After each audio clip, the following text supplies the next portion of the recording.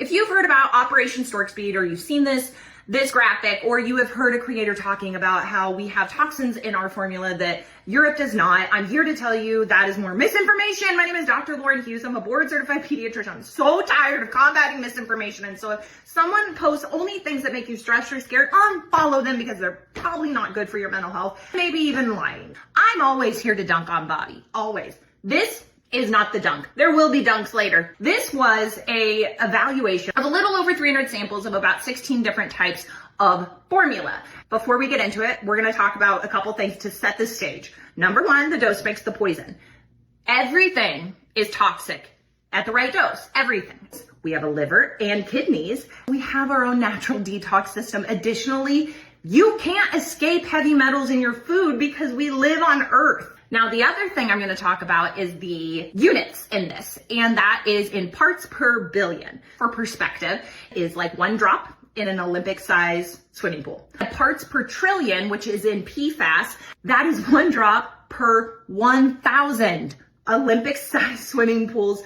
Very, very small. And phthalates and PFAS, those forever chemicals, I go into more in my Substack comment newsletter. A bot will send you the link. We have certain allowances that we allow these contaminants in our food and water because, again, we live on Earth. First, arsenic was found in the formula. Arsenic's a poison. I get that it sounds scary. That is going to be 10 parts per billion in the United States, and it's also 10 parts per billion in the European Union and 10 parts per billion according to the WHO guidelines.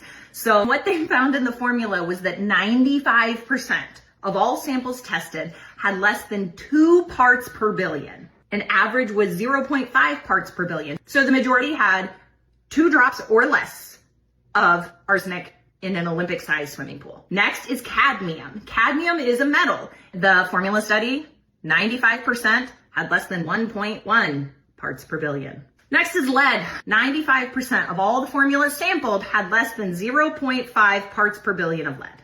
Last, mercury. 95% of all formulas sampled had no detectable mercury. Of the formula samples that did have detectable mercury, they all had less than the 0.2 parts per billion. Where the dunk happens is flavored vapes. I wonder if the previous vice president of corporate affairs for a company that made vapes and is now the CDC Deputy Director of Legislative Affairs, I wonder if there was any sway there. How about Bobby withdrawing the proposed ban that was submitted in 2015 that we would limit the age of using tanning beds at 18? Because using tanning beds before the age of 20 raises your chance of developing melanoma by 50%. Apparently, Maha needs to rebrand to Maca, Make America Cancered Again.